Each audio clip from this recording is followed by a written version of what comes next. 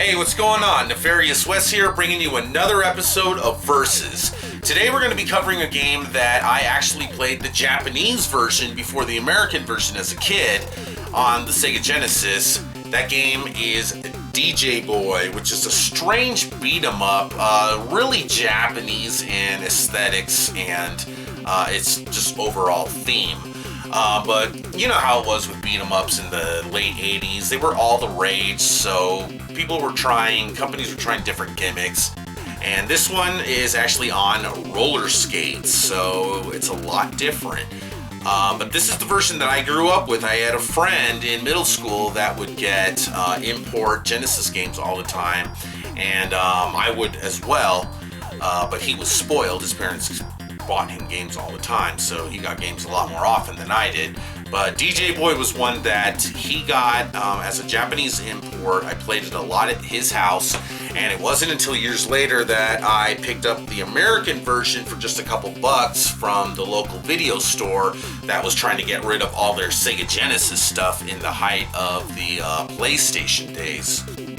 So, I noticed that there were some differences between these games, but I really had no idea how many. There's quite a few. So, you know what? Let's take a look. Let's dive into the Japanese version and American version of DJ Boy, and let's take a look at the differences.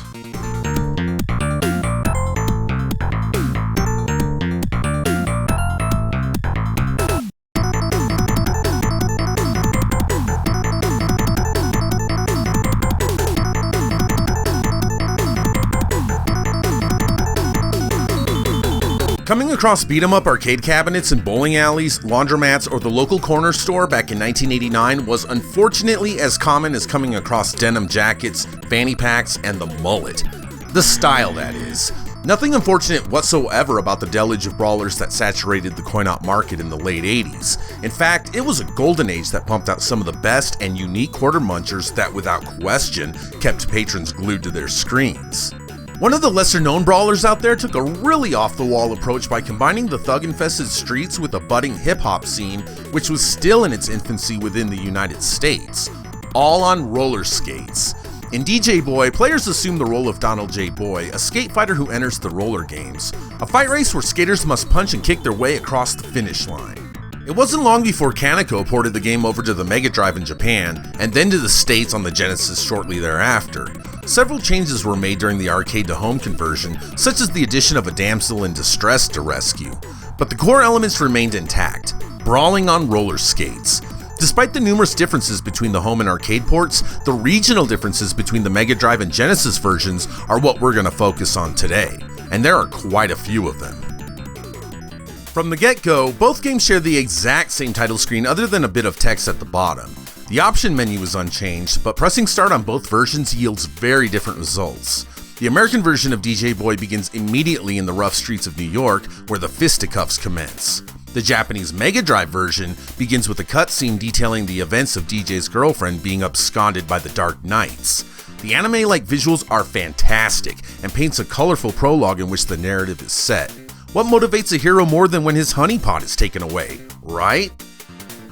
While I had mentioned before that the American version of DJ Boy begins in the mean streets of New York, things are a bit different in the Japanese version. Stage 1 begins in a port city with a ship-filled ocean in the background. The environments not only differ aesthetically, but the hazards and enemy placements in both versions have discrepancies between them as well. It's not like North America's Renegade versus Japan's Neketsu Koakunio-kun, where both games look different, but are essentially identical. The second half of Stage 1 is exactly the same until we meet the first boss, Big Mama. Okay. In the Mega Drive version, the game's inaugural boss is a caricature of an overweight African-American woman in bloomers, akin to the likes of those tasteless little black Sambo cartoons from the early 20th century. She attacks by naturally ripping farts onto you. So would you really be surprised to learn that this was changed in the North American version? Genesis DJ Boy sees Big Mama as a pink albino version of her Japanese self, tossing pies or some other sort of pastry instead of flatulence. While I don't believe Kaneko's intentions to be malignant in regards to the original Big Mama boss, I have no doubt that the right decision was made to alter her appearance for our benefit. I could definitely see the uproar that this would have caused back in the day had Big Mama made her original Japanese appearance in the US game. But is it really that offensive? What do you guys think? Once the first boss is defeated, a small graphic is shown displaying DJ's supremacy over his fallen foe.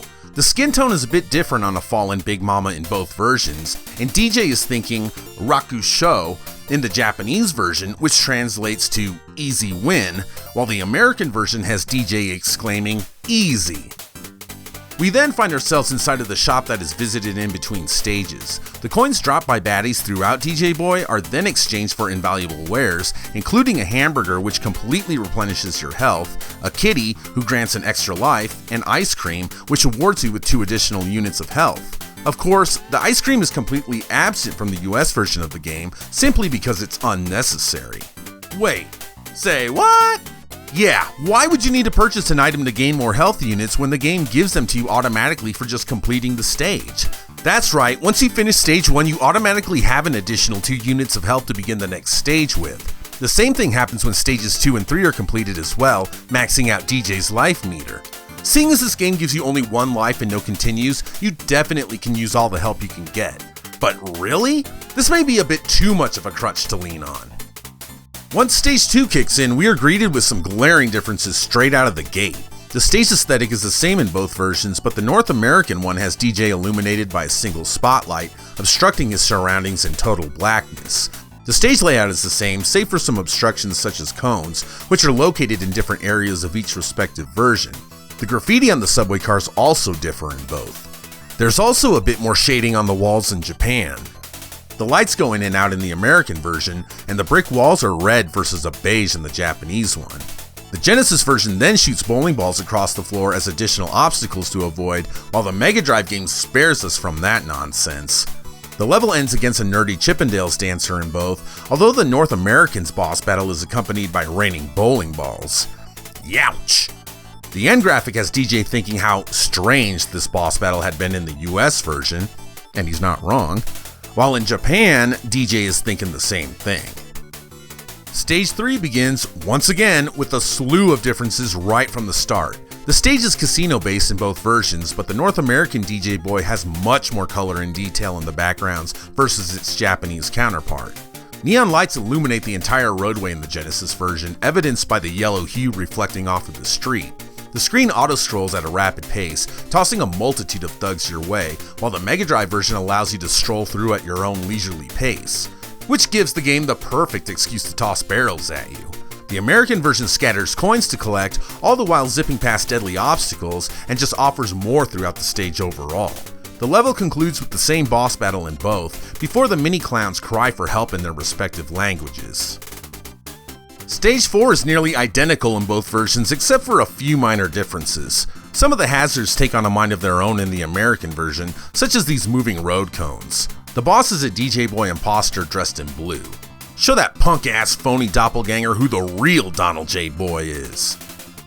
Stage 5 on the Genesis version begins on the street where you're met with disposable toughs. Before the screen fades to black, the boss music kicks in, and the game fades back into the middle of a boxing ring where Big Mama drops in and the boss rush takes off. You'll then face off against each of the game's bosses consecutively up to that point. In the Mega Drive version, Stage 5 begins in what looks like the darkened streets of Stage 1 before the boss onslaught goes into full effect right off the bat.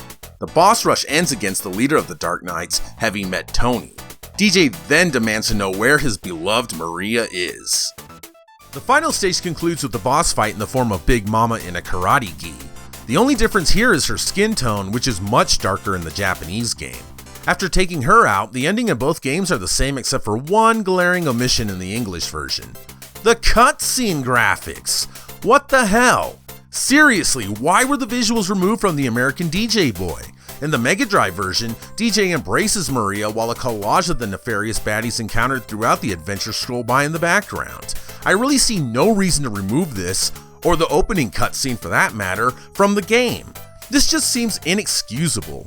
If Kaneko was going to go to all of the trouble to remove the ending visuals, why not fix the god-awful English at the same time? It just makes no sense to me. Unfortunately, changes like that were not uncommon back in the day, which makes owning both versions the way to go in order to appreciate the regional differences between the Japanese and North American versions of DJ Boy.